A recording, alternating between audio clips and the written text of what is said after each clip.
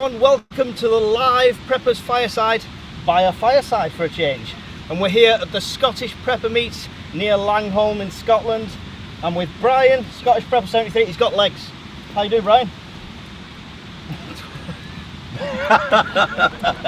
I'm good, thank you. Let us know if you can hear us okay. We are rigged this up, Jerry rigs up, so let us know if you can hear us okay in the comments, despite Brian's jokes. Barry, how you doing? Very well, thanks Mike, very well. Brown coat print, show me your t-shirt, Yeah, come on, he spent there all you that go. time printing it. I know, yeah. There you go, I like, it. subscribe and Yeah. all that. And special guest, UK Prepper Man, how you doing? Absolutely fantastic. Yeah, long time no see. Sounds good. Since last week. No, I'm joking. So, Great to be here. gentlemen, we're here at the Scottish Prepper Meet. We are on the last night. What are you thinking so far, Brian? It's been good.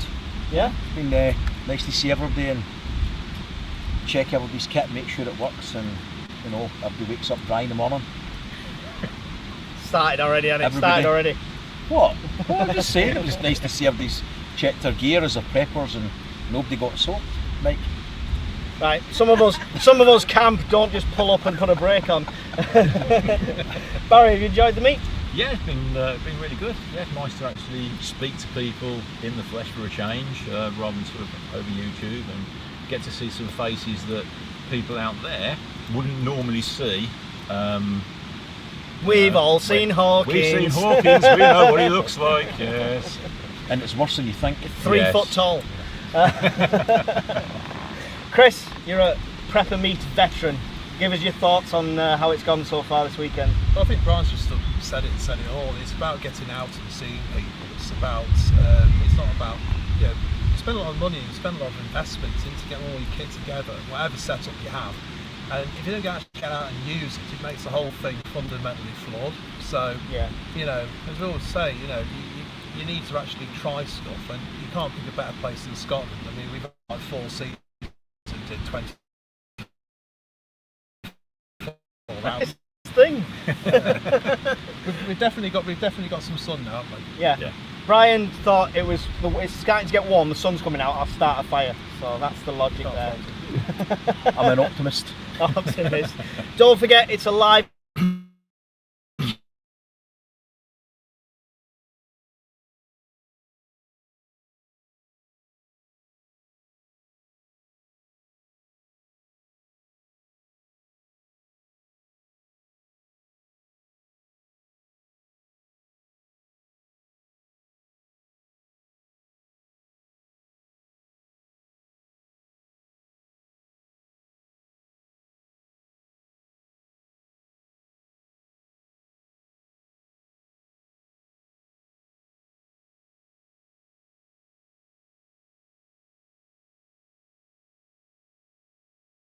Do this better, they need a reason or reasons.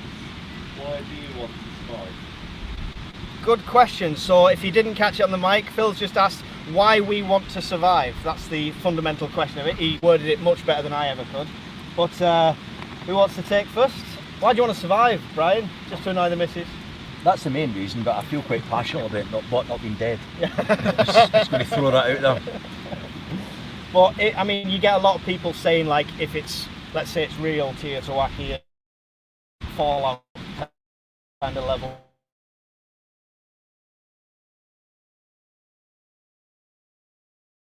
Different, because if you were to tell me you didn't care if you lived or died, but I shoved you off a cliff, I would imagine for the 3 seconds you're falling, you would probably have an element of buyer's regret. So, what you say in one instance and how it is in reality will probably greatly differ. Good answer. Good answer. Barry, why do you prep? Why do you want to survive? I think it's been a case of I've always kind of prepped, to be honest, so wanting to survive hasn't kind of factored into it. It's just been a case of I just want to continue for the family and everything, you know. What better way than to prep? You know, pass it on, pass the knowledge on, pass the preps on. Yeah. It's an unusual question, Chris. Why do you want to survive? You know, it's like asking why do you want to live. I know, but Well, I wrote a check last week, and I'd like to make sure long enough for that to clear for the start. So we'll see. No, I think it's a great question, and I think when you take away any sort of social media, everybody who does this sort of things, you guys included, are, you know, nobody can predict the future. Nobody knows what's around the next corner. And that's the whole idea about prepping. It's not about what kit you have or sometimes what skills that you need to learn. It's about having it up here. It's about having that sort of will. And if there's a problem, you can overcome it. The kit is just tools to do the job. For me personally, it's that I can't predict what the future is, but when you're a family person, you need to be conscious of those people around you as well. You want to sort of put them in the best stage. So you can't do it as a foregone conclusion, but if you can make tomorrow as good as the today by having some preps in mind, that's the way we try and look forward. Yeah. I just agree with the other three. Everyone wants to survive, or the majority of people want to survive. I think preppers are different because we don't want to just survive, we want to thrive, right, as well. So that's the whole point of being prepared, that we're not just going to amble into this and hope somebody comes and helps us, and you know, we're in a much better position for it. So great question, Phil, thank you. Go ahead, Polonium. Hi, alright chat, love you guys. It's been about a year since you started the channel and you guys are all together. How do you feel about where the group is now after a year, and where would you like us to be in another year's time? Rule the world. Don't publish that, I'll get somebody knocking on the door. Feel an Austin Powers moment coming on. For me personally, I can't believe how much the channel and the UK Prepper Network has grown. I started the channel as just a YouTube thing. The network is kind of off the back of it. The meets and the whole network inside of it, it's not us here, it's me talking to Viking Mitch, who is sat in our crowd as well. I went along to the Midlands Outdoor Survival one, to theirs, and he's saying, yeah, we want to get them up and down the country, we are encouraging other people to do it. And he kind of talked me into thinking, yeah, it's a really good idea.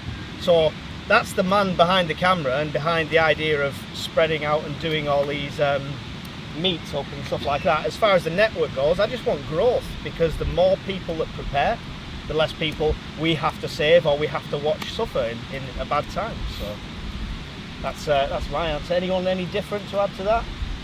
No, I don't know what you want, Brian. I'm just going from I want to be happy, mate.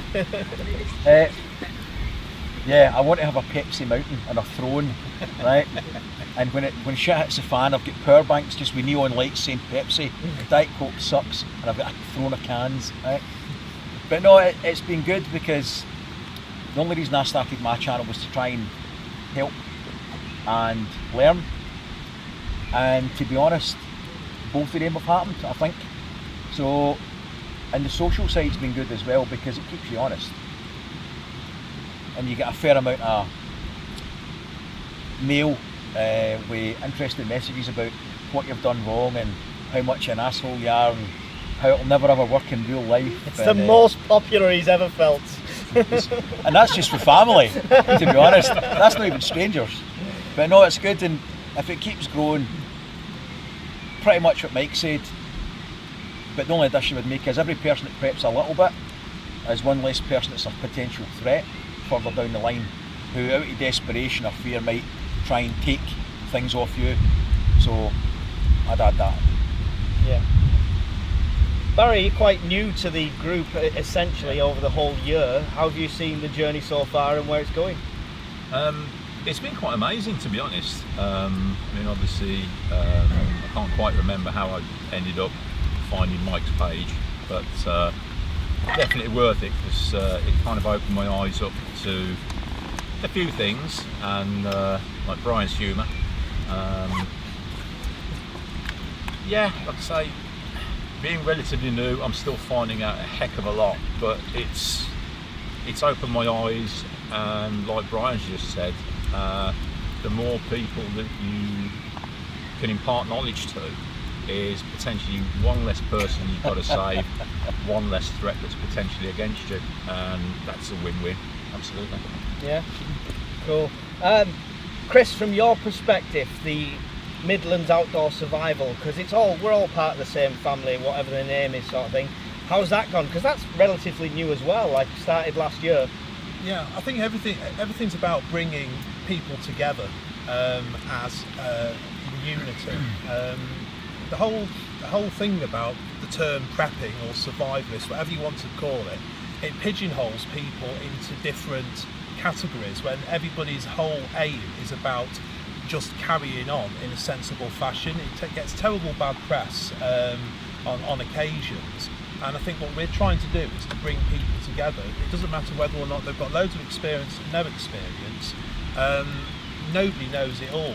Nobody has an autonomy where they say, I'm the best, I can't learn. I've learned things this weekend just by listening to the demos that have been carried out. Sound effects. I've been picked by the birds there. Tell my kids to cut. Everyone's a critic. We've got some hecklers. But aside from the interluding wildlife, it's about bringing people together, and you get strength from that. People will constantly try and evolve and try and get better, and I think to bring the whole idea of having the Midlands meet, which is sort of included as part of the network, is to give people that opportunity instead of having to go to one meet in one area of the country. And proof's in the pudding, isn't it? It has grown. Yeah. And people have come on board. And every meet is getting better and better, and we're building up, and there's going to be another big one in the Midlands soon, so we'll get all the details that are on the Discord and stuff like that as well. But search Midlands Outdoor Survival on Facebook as well if you're not already part of that. So a lot of these guys that are here are already on there, and there's loads of knowledge to be had on there as well. I've got a first question. Go for it. First question is, I better push the button. Push the button. It's for Anthea. It's how do the 4 preppers on the live stream expect to repopulate the earth on? Loaded. It's so loaded. Speaking for myself, right now, and I certainly Mike can be quite passable, right? And a man's got needs, right? So we'll just leave it at that. Barry, don't feel rejected, I'm so sorry. Right? That's quite alright, you're not my type anyhow. Wow, that was a roller coaster of emotion right there. Thanks, Anthea. Any real questions out there? I posted a question. You posted a question. Ask it out loud then, you sat here. I paid £2 for it, I want it read out. It was a super chat. That doesn't show up. Well, £2 I wasted. had asked on the live if somebody knew a good manufacturer of tent waterproofing. But it's kind of been wasted now. Sheesh. I think Mike should explain that one. There's £2 I'll never get back. Do you do refunds? Right, listen, okay, let me clear this up for the people at home, right? I brought a tent that I'd never even opened the bag before because I buy loads of junk tents and it's a testing thing, and it didn't go very well. It wasn't waterproof. I had a water feature. So there we go, end of Mike's failures as usual. So Would you have checked yours? That's like a flat tent, really. Yeah. fucking asshole. So My tent only arrived the day before though, so like I haven't really got time to check that one. So But you probably at least took it out of the bag, though, didn't you? yeah, and it looks alright at the time. get a tent, Ryan, then critique. Any other questions out there? We've got loads of time. Yes.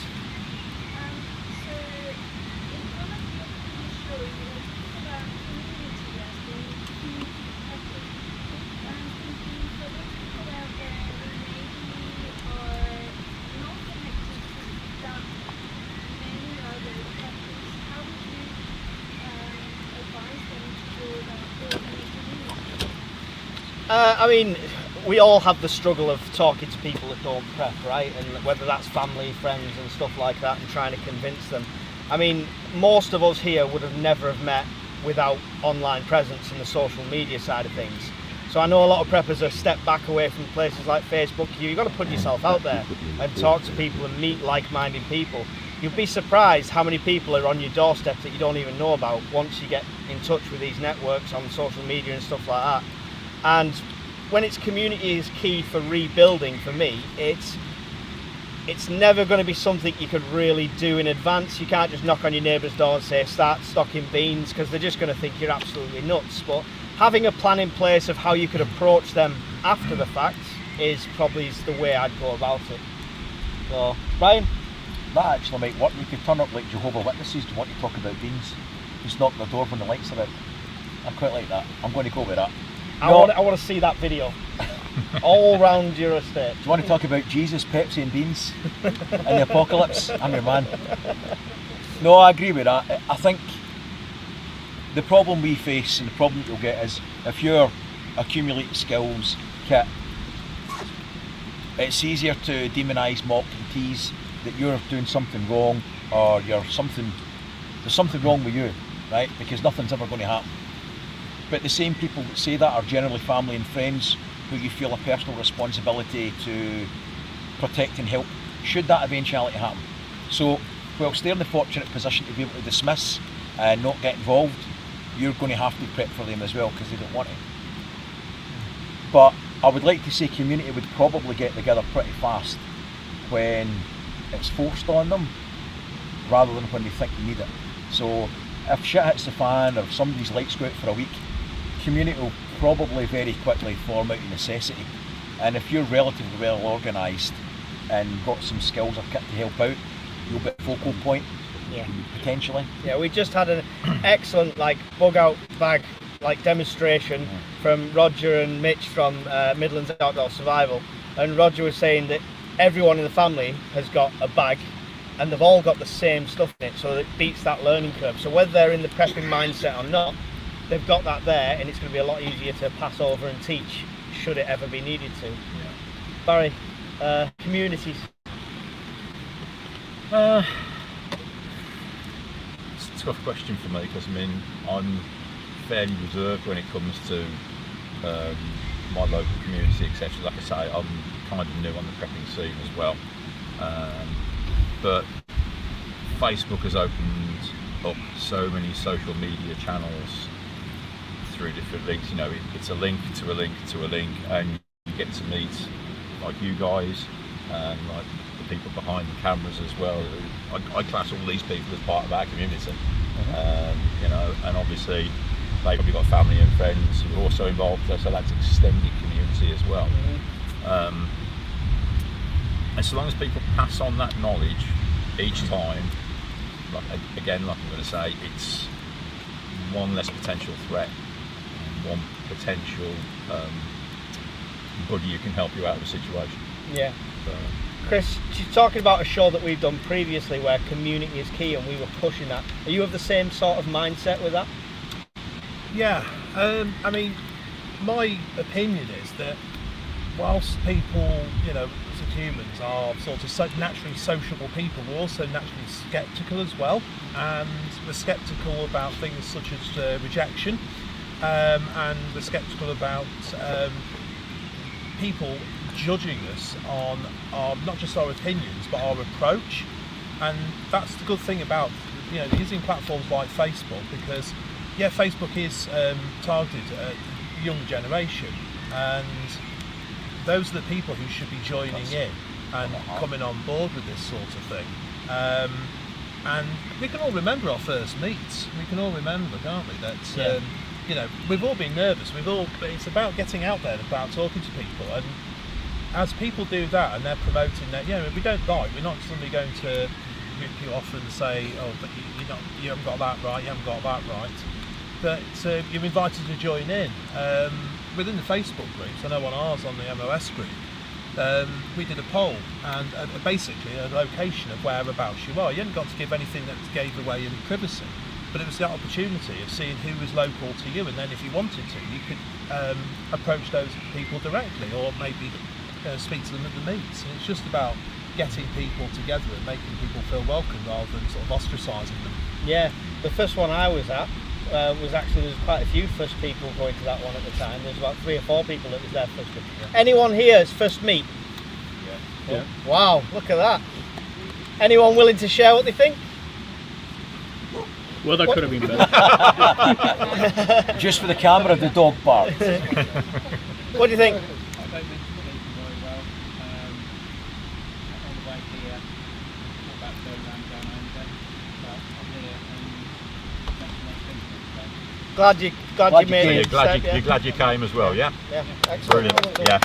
So if anyone didn't hear, it was his first time coming to a meet, a bit nervous about that, almost to the point where he was going to turn around, but he's got here, he's come out, and he's so glad he did. So that's great feedback from that. So Questions?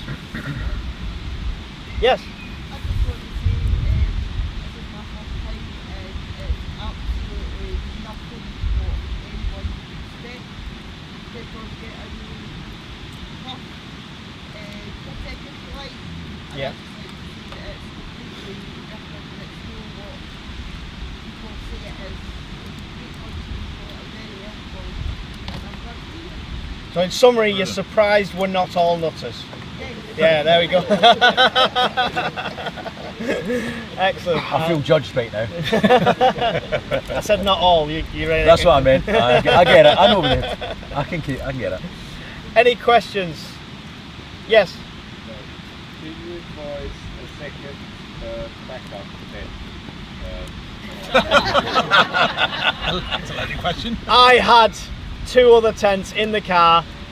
One is none. We always have a backup for everything, you know. Really? Stoves especially, when stoves often explode, tents often leak, mic often fails, we're all laughing, let's move on. Yeah, but you're not That the was a only good one. question. Yeah, but you're not the only one this meet. It's like myself.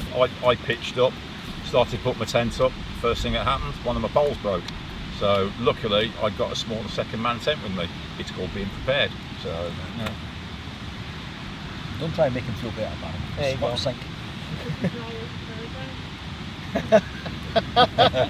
go. All right, let's let it go on. I drowned one of Brian's power bank. I'm sure he'll survive with the other 97 he's got in there. Yes, he did. Yes, but let's not go into that. Can't. Any actual questions? Polonium, save me. As YouTubers, you get a lot of nasty comments, and the bigger the channel gets, the more nasty comments we're going to get. It's just the way it is. How do you cope with that? Everyone looking at me. So I mean, with a lot of people here who's part of the community know the kind of things I've had and stuff like that. And I can't say like I'm a stonewall. It affects me. I mean, sometimes I've thought, really, what's the point? And if this person's thinking it, is everyone else thinking of it? And I'm not out there to get everyone to reassure me and stuff like that. But as soon as I mention anything like this in the community, they gather around. They do what we always do. They support me like we support each other. So I deal with it with, you know, you've got to water off a duck's back a lot of the time. But when it does get to you, you've got to, you know, you've got a great people around you. Yeah, the thing is, a lot of these don't come the guys like Hop, take a bit on 9 out of 10.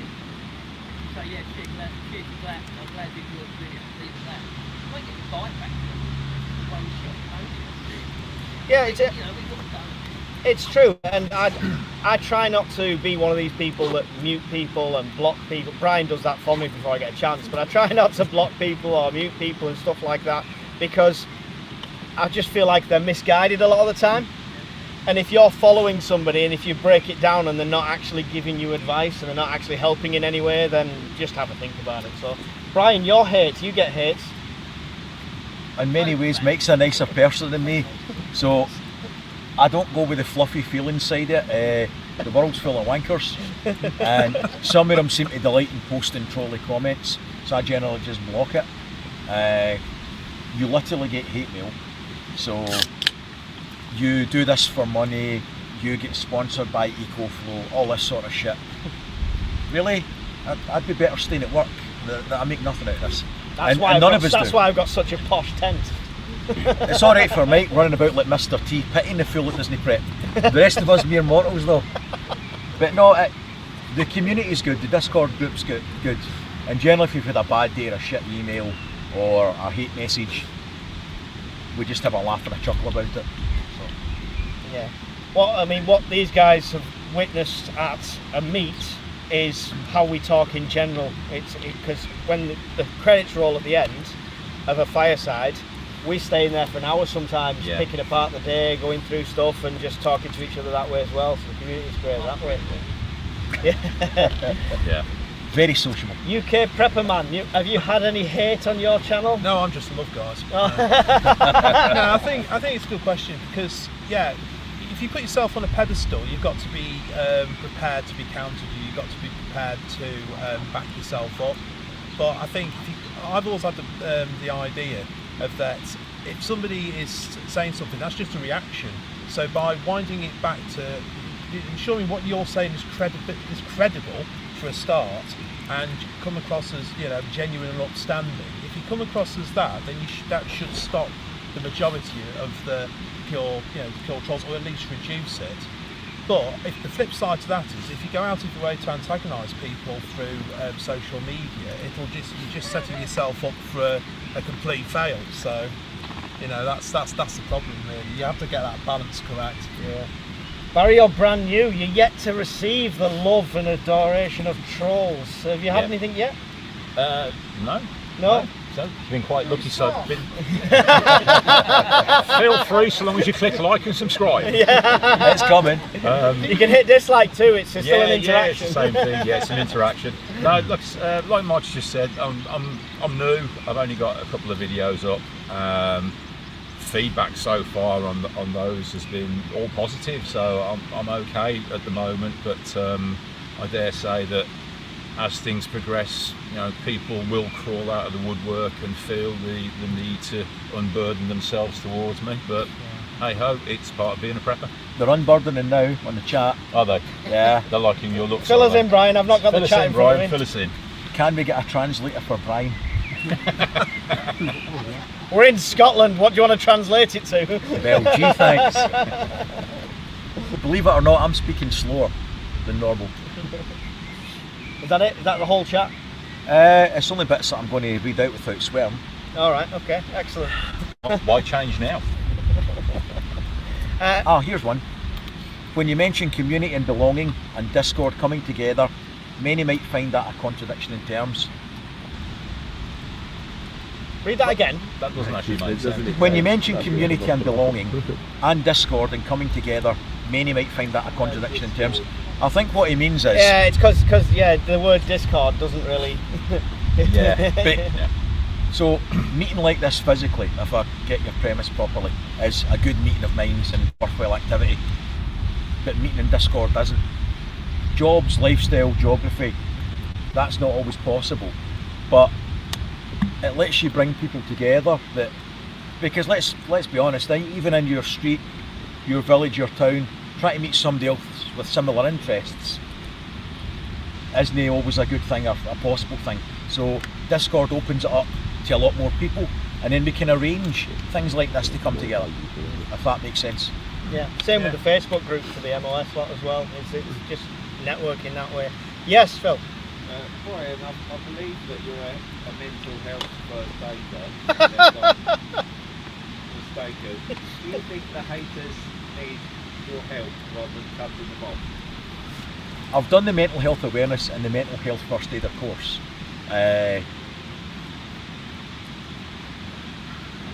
You know, there's so many sweary words coming to mind, but they're all fucking laughing. You just can't see this, but they're all actually laughing. I've got a low shit filter tolerance, right? I'm happy to talk to anybody, but just the premise of don't be a knob springs to mind. And as far as mental health, the group is fairly good and robust at helping people out. If they want to talk, you'll always have somebody who'll either pick up the phone, pick up a chat, and they will talk to you, but just don't be a dick. Does that make sense in a non-woolly fashion? Yeah. Yes.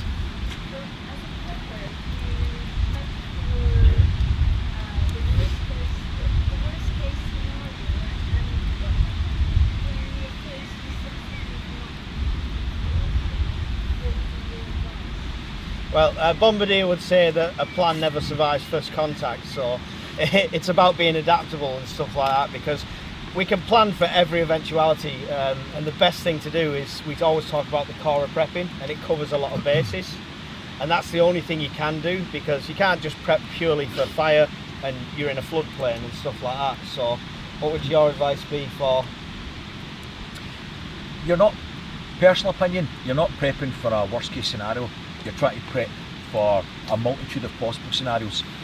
If we only concentrate on the bad things in life and the worst case things in life, life gets pretty dark and grim. Try and keep it simple, like you've got a power cut for a couple of days, you've got your skint 1 month, and you need to dip into your preps for money, right?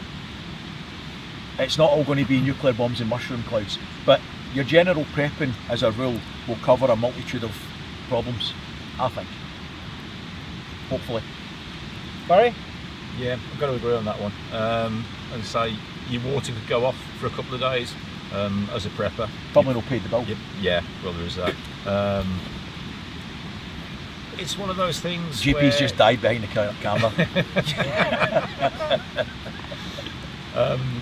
Yeah, I mean, like water going off. I mean, our next door neighbour, they literally had their mains water go off outside their house. It's going to cost them £1,200 to have it fixed because there's an ongoing argument about something, but they've not got no water going into their house. So, as a prepper, I've given them some water. You know, I'll give them access to my water.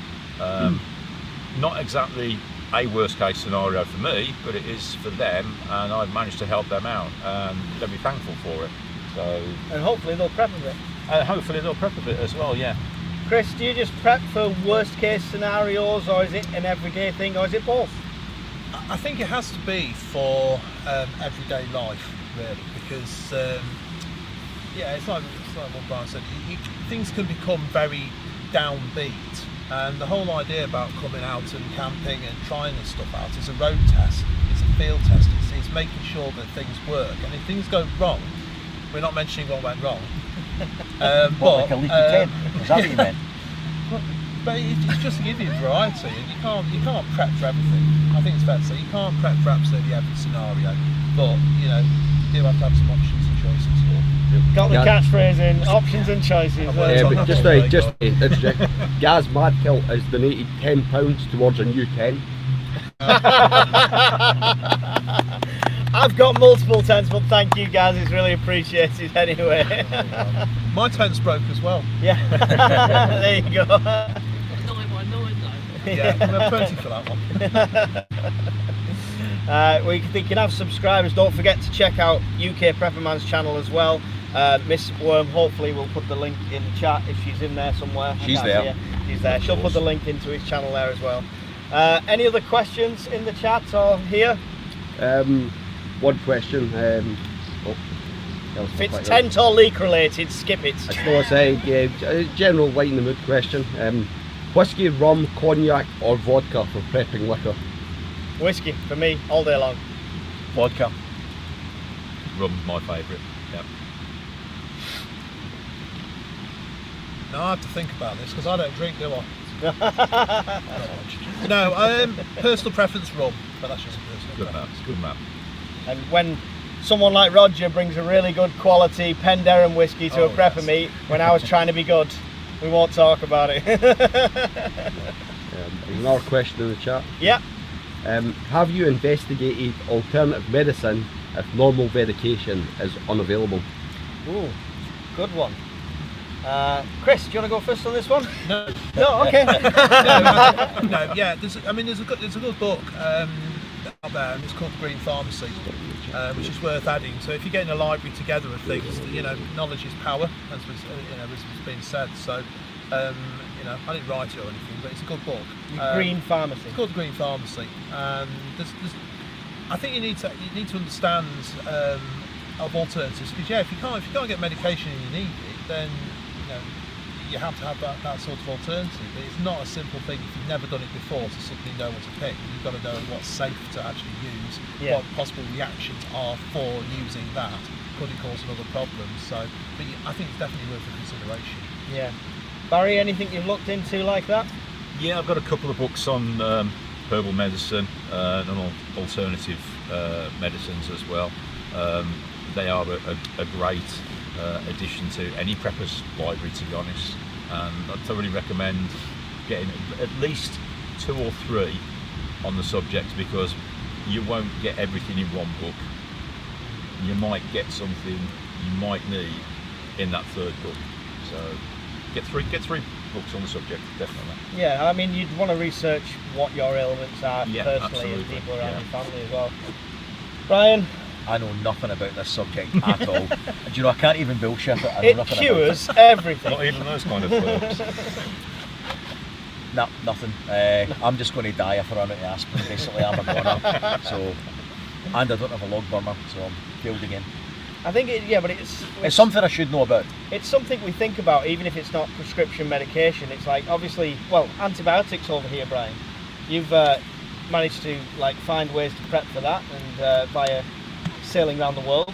Yep. Yeah. If you were hypothetically doing a world travelling trip and you went in online and ordered an emergency medical pack, you can get antibiotics, albeit hideously expensive.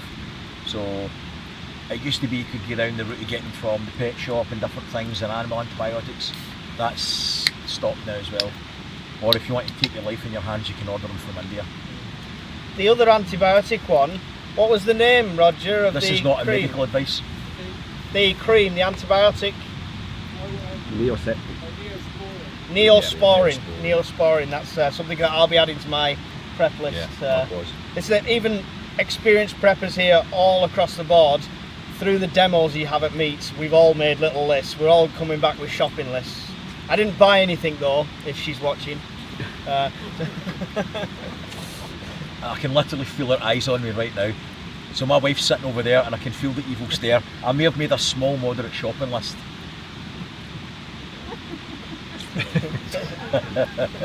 Just power banks. JP, Next question, EDC question. Women always carry a handbag, usually anyway, which, as you know, contains so many weird and useful objects it counts as an EDC. So hands up, who owns a man bag? no. No. Any man bag owners here? The very idea. Nobody's owning up to it. Oh, there we go. Sensible prepper. Suburban prepper. Suburban preppers. Go and check out his channel and spot his man bag if you can. Let us know. I've got to be honest, I'd have stayed quiet. You were behind the camera. How are you amongst friends? That's what I thought. Very nervous, friends. Any other questions there, JP? Yep. Well, it's in capitals.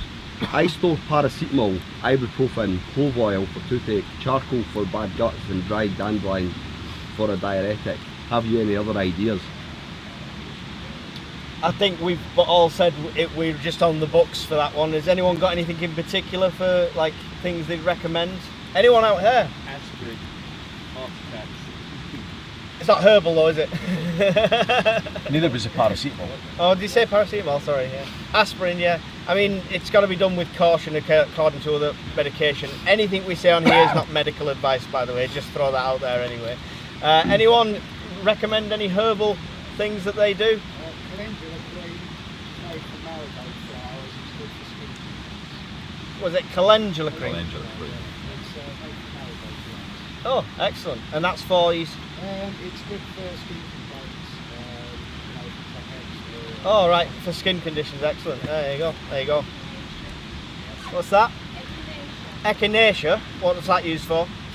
It's a North American herb and it's used for respiratory viruses and so on. All right. Okay. There we go. There we go. We're all learning. Good to know. Yeah.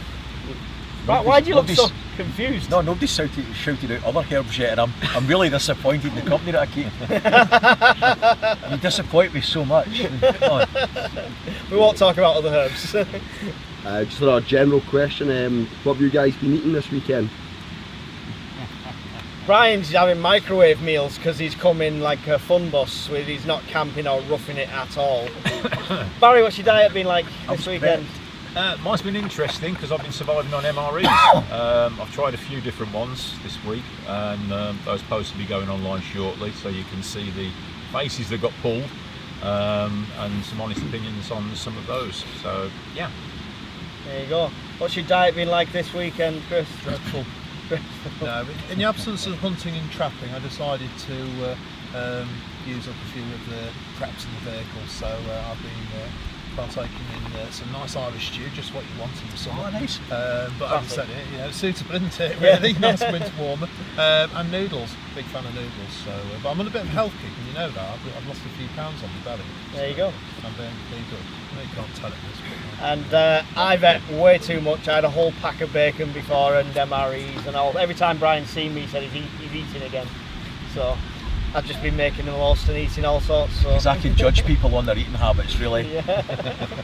Sat there dead slim in his black background chair. The chunk has spoken. Thanks for the question. I'll go to the next question. Prepping kit, quality versus cost. Are you better to have the kit, even if it's cheap, or are you better to spend the money and get quality equipment? There's a controversial one, isn't it? If it's a power bank, Brian's spending the money. I mean, I've always said prep like to your means. Never like blow the budget or spend a credit card or money you haven't got. But you can always look for quality. But I mean, to be fair, 4.10. it's a test. Shut up about the tent. To be fair, we always say like we avoid Temu and stuff like that. Brian takes hammers to Temu. It was an honest review. You never spoke a word. But my mind's getting swayed now because Mitch, Roger, Lee, they've all been showing me this titanium stuff from Temu, the titanium cups of that, and it looks really good quality. Are you guys doing reviews anywhere of them so people can see? Yeah, we're going to do it. We're basically running, what, 6-7 months, something like that. We've got these because of the price difference between eBay, Amazon and Steam, but it's all the same stuff. Yeah. It's all right, let's just pull the trigger and hold it. There's no difference. Stuff at Amazon, you send back, you spend 40 quid on a titanium top. Yeah. You can get a T-Ring with 23. Can they see? What? Can they see what you're recommending on the Facebook? It's on our MLS page, Facebook. Yeah, excellent. The stuff from Amazon is straight back. Yeah, yeah. There you go. Quality. It's a happy balance between two, depending on your budget, in my humble opinion. If you can afford to get bits of everything to a budget and then slowly replace some of the questionable kit with better quality as your means and your collection of materials accumulates, then that'd be how I would tend to do it and do it. So I might get some kind of mid-level price point stuff and then try aspirationally over time to replace it with what might be better quality. Yeah, yeah, yeah. Larry? We all make that number. Yeah, Yeah. I think it makes sense. yeah, yeah. You're prepping on a budget.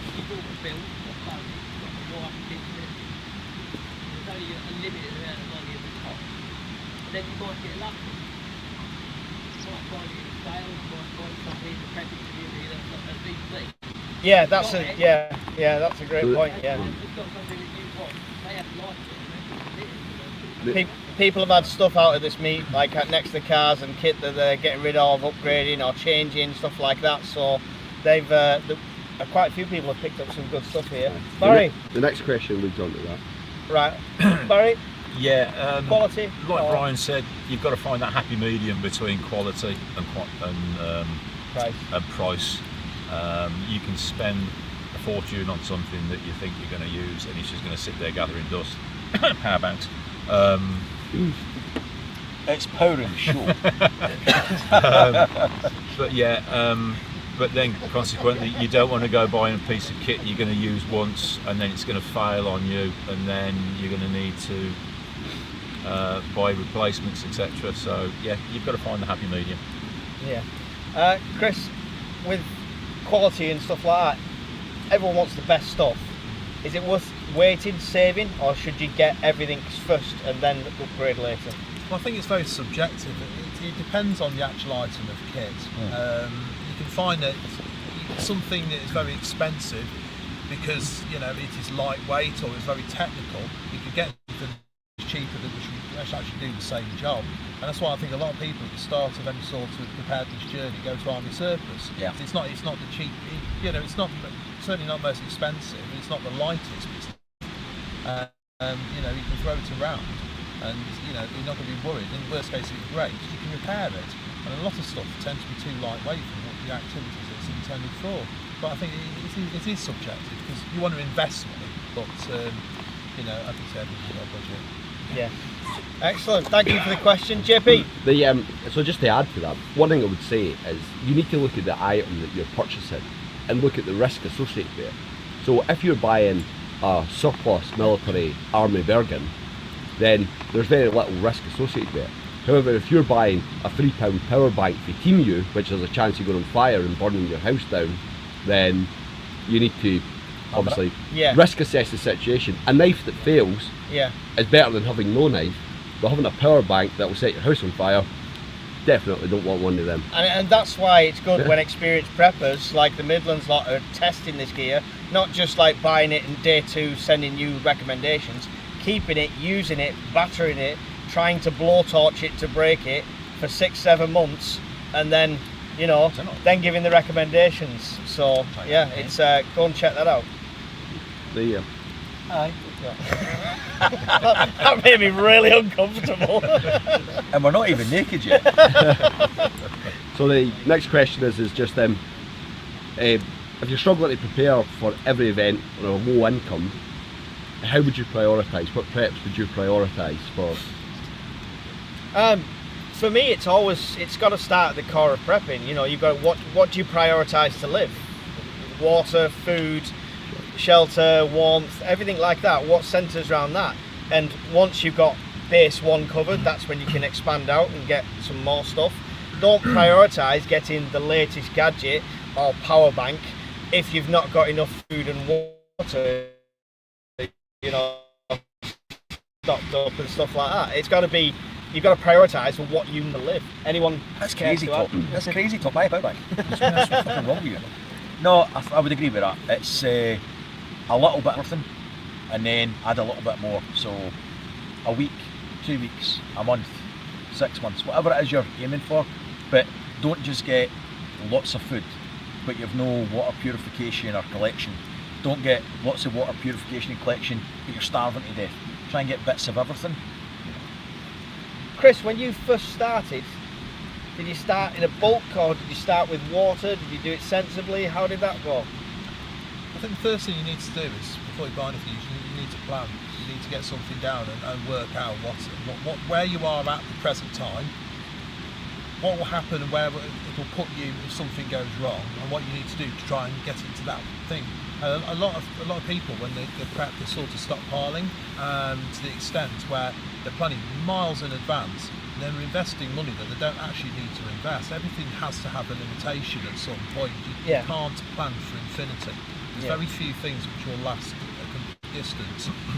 Once you've got an idea of what your actual plan is, because everyone's will be different from the family situation, job to job, family to family, budget to budget, then you need to then set yourself that budget, and then, like Brian said, you start little and small.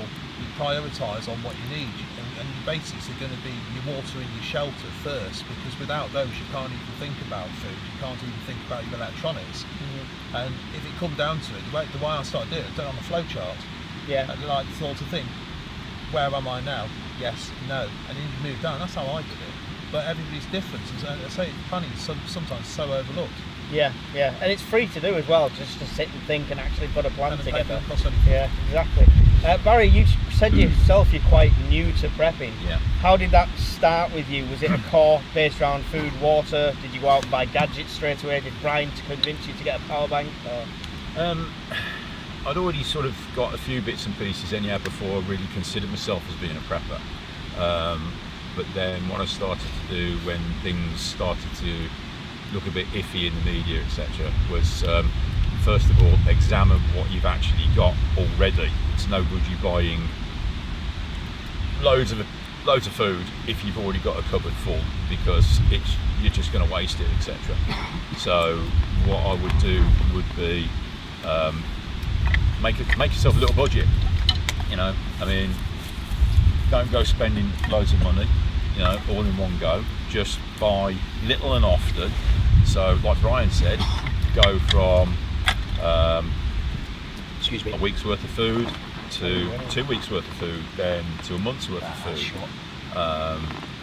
If you've got electronics that you want to keep working, then start looking at some power banks. You know, don't go to the top end of the scale straight away. Start small. You can get some small Anchor C300s. Don't do his job for him. To start with. Sensible advice, folks. Great little unit. I've used one here today myself. They're perfect. And then, you know, as you move on, just progress, increase your level of equipment and your quality of equipment, and you can't go far wrong. Excellent, good answer. We've got time for a couple more questions. Phil? Yeah, Mike, I know you did a report about the government advice about preparing for war at home in Britain recently. Any thoughts on how we can all as a community prepare for war at home? I think we're already doing it, personally. I don't think we're going to be digging bunkers or spider holes in the backyard.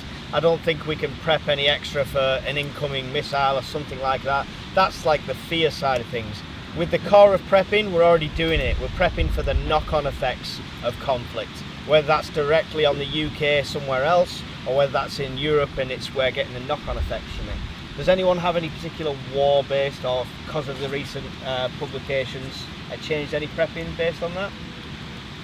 No, other than the fact that 9 times out of 10, it's the after effects of an incident that causes the problem. So, you know, every action has a reaction, and so a panic would ensue and chaos would start, and that's when the problems continue. Yeah. In my opinion, rather than, and there's only so much you can do. It's like say you can't plan for, you know, rockets coming into the country because you don't, first of all, you don't know where he was. Yeah. You can only prevent, and there's lots of media about Asia and all the rest of it. And this is where that whole thing gets blown out of all proportion and it starts becoming drama. Yeah.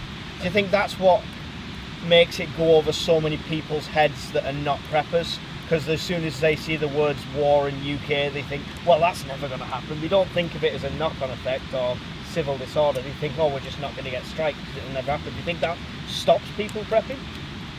To a degree, but now it's being brought into the mainstream so much. Obviously with your interview on BBC and in publications now, people are starting to, you know, wake up to the risks. But unfortunately, when I said that, you know, as humans we like to integrate and socialise, we also, you know, like to get our own way, and so people will, you know.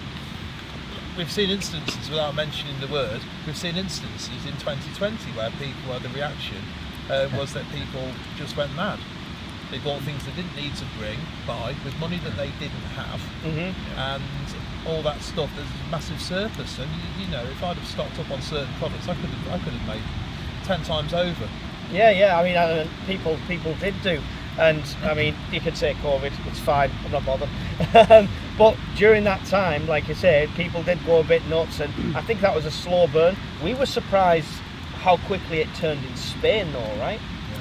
Yeah. We'd spoke umpteen times on lives, and the opinion generally was 3 to 5 days if you had a general power cut before people start losing their minds, panicking, freaking out.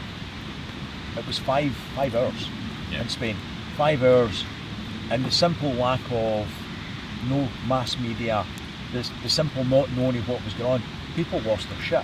When they weren't directed, told, spoon-fed what to do and what's going on, it wasn't even 3 days, 5 days, it was 5 hours. I couldn't believe how quickly it went to hell in a handbasket. They were fighting over water, small supermarkets like putting an extra zero on the end of the price of bottles of water and limiting the amount. Blew my mind. It wasn't all fear. There was some nice people that were helping people on a train. There were some good news stories as well, but obviously we don't hear about them. So, yeah. But yeah. I mean, and that was just an infrastructure issue, you know, with the power going down. I mean, net zero bullshit, Barry. Say it like it is. Yes, okay, yes. I was trying to be polite. Yeah. No, don't. We're not here to be polite. We've got time for 1 or 2 more questions. Have you got one there? Well, just a bit of a statement. Brian would make a pretty nurse. Well, it's far be it for me to blow my own trumpet, but I mean, these ankles would look awesome in a size 10 heels. Just going to throw that out there. Have you seen my OnlyFans page? No. Only cans, right? 2 free bentos, covering the moobs. And they're laughing, right? Half of my subscribers are here. Don't lie, even your wife unsubscribed. I know who's out there, fleshy weenie 21, right? I'm going to point you out. Very evil girl 87. Mike, would you please do a how to fix a leaking tent video for anybody who doesn't know? Yes, what you do is at the end of the meet tomorrow, you drag it over to the industrial bins and throw it in, because it cost me like £1, so it was a test. I'm quite disappointed actually. That's not content. Oh, we've got Miss Worm question. Oh, there we go. Oh, if shit hit the fan right now, who would be the biggest liability at the meet?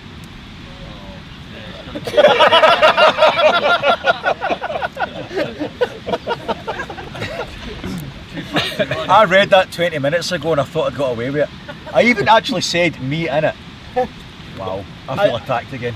I like everyone points at him, but you were tucked up in bed at 9 o'clock when we were all out there drinking till 3 a.m. Well, technically I was sitting playing the Xbox hoping it would piss with rain on you, if I'm being really honest. And it pretty much did. No, yeah, thanks Miss Worm. Question for Brian. Do you think bullying is a problem in the prepping? Have you not seen a certain video? We were actually named in it. All kidding aside, it can be, because if you say the wrong thing, or it can be fairly vicious. Like with any social media platform, if you dare to disagree with a viewpoint, then you've got to expect to either defend it fairly robustly, or you're going to get a lot of shit. And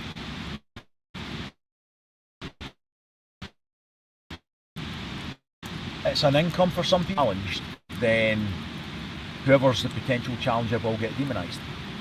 So that is a thing, yeah. It's But they're still bastards, you're right. it's worth mentioning, it's not just like YouTube as well, that's across the prepping circuit as well. When I first started, I've always prepped for a long time, but when I first started looking for other preppers, the first place I found was prepping forums. And there's several forums out there, I'm not judging them all or naming names, but I found it very, oh, you're not buying the right thing, you're not doing this correctly, and pretty ousted straight away. And it was not a supportive community, and that's what helped us inspire to build this, I suppose, in a way. So it was a blessing in disguise. So thanks, Colonium, for your question, appreciate it. If that's about it, I think we've got a bit of time left. I like to do it on the live stream, so we've got to do it now. Chris, can you tell the lovely people here who all already know, but the people online, all about your channel, what you do, and why they should subscribe? Well, I used to handle as UK Prepper Man. What I really should have used is an average Joe prepper, because the truth is I'm a family guy at the end of the day. I work, and all I wanted to do was to make sure that the family is okay in whatever situation there was. Now, the reason I put this onto YouTube wasn't to make money, just as well, but it was really as a sort of as a journey from somebody at the start. And when I look back on some of the videos, you get comments on some videos that are 10 years ago, and of course the system's changed since then. You have to comment and say, well, I now use it in something completely different. Yeah. But that's just proof on how the fact that your channel is going to develop as you develop, and and how busy you are depending on your content. Obviously, everyone has a daily job. So, but it was really to sort of just offer a bit of inspiration to people. And I saw a lot of videos that had been done. It was very, very Americanized. And I wanted to bring something down to a little bit more reality. Yeah. And that's the whole sort of idea. So yeah. So go and check out UK Prepper Man's channel. Miss Worm, I'm sure we'll put the link in the chat. I'll put it in the comments later on as well. So go and like, subscribe, and check out his content over there. And a guest on the podcast twice as well. We'll have to go for a third time soon, won't we? Barry, tell everyone about your lovely t-shirt and your lovely channel. Yep. So Brown Coat Prepper. Basically, it's the journey of a novice prepper from the start on a budget. Hence why there's only a few videos at the moment. As I say, relatively new. But feel free to take a look, comment, subscribe. It's always welcome, and I'll always try to answer any questions if I possibly can. And if I can't answer those questions, I know a few people who might be able to. Excellent. Not you, but that's Mike. And you got the best start as a novice prepper, because you've come along to these meets, you've met all these really knowledgeable people. First meet, the guys and ladies here are brilliant. Brian, give us the polished elevator pitch before you laugh at your own joke. Sorry, I'm pissing myself laughing. What you can't see is everybody's either waving like a Mexican wave at me, or it's the midges that are flying all about. But I don't know whether to laugh or just wave starting back. to come out now. I'll wing it. My channel is spontaneous, when I can be bothered, in between work, about things that interest me, which I've got a slight power bank fetish issue. I can stop anytime I want. But I would like to say that the channel is sponsored by the sweet bubbly taste of Pepsi. I know that rancid slop that he drinks. So I'll do reviews, I'll try and put a humorous slant on it. There may be the odd video with a claw hammer feature in it. And yeah, that's it. I just wing it. And he might be either giving away or blowing up a power bank soon, whichever one he decides to do. Possibly both. Probably. Giving away a blown up power bank, that's not going to be good. Lego for preppers. Alright. Thank you to JP, our awesome new director. A round of applause for JP for helping us tonight. Thank you to the lovely audience. Can you give us a cheer? Yay! There we go. All the links that we've talked about tonight will be below the video afterwards for people's channels, for the Facebook groups, for the Discord, and Miss Worm will have put all that in the chat as well.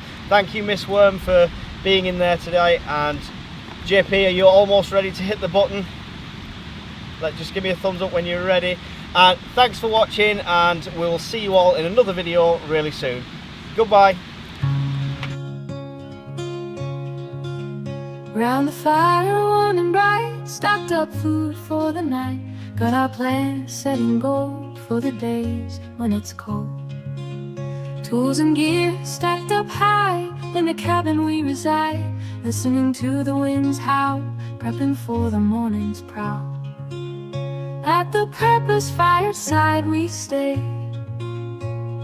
ready for that fateful day. Stories shared and hearts alight, round the fire every night.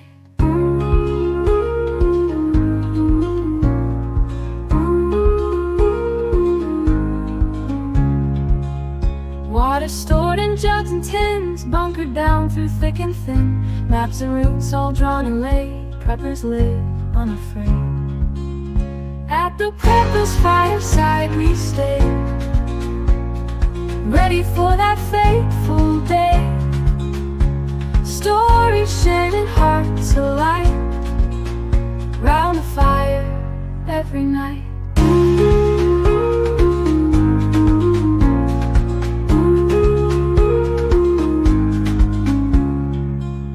In the glow of embers dance, we've prepared for every chance, living simple, living true, with the dream we all pursue.